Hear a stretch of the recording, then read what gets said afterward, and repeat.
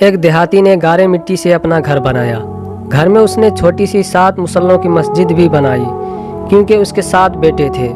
تعمیر مکمل ہوئی تو اس نے بیٹوں کو بلایا اور کہا کہ میں چاہتا ہوں کہ مسجد کی لپائی جنت کی مٹی سے کروں۔ تم سب بھائی جاؤ اور جنت کی مٹی تلاش کر کے لاؤ۔ بیٹے سب پریشان ہو گئے کہ جنت کی مٹی کہاں سے لائیں۔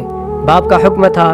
6 بیٹے ڈھونڈنے نکل کھڑے ہوئے، جبکہ سب سے چھوٹا اور 7واں بیٹا بیمار تھا، گھر پر ہی رہا۔ بھائی شام کو تھکے ہارے خالی ہاتھ گھر لوٹے تو کیا دیکھتے ہیں، چھوٹا بھائی بوری میں مٹی بھر کے بیٹھا ہے۔ باپ نے پوچھا، بیٹے گھر بیٹھے تجھے جنت کی مٹی کہاں سے مل گئی؟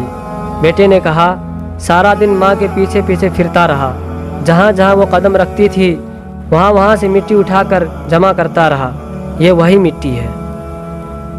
کہنے کا مطلب یہ ہے میرے دوست کہ ماں کے پیروں تلے جنت ہے۔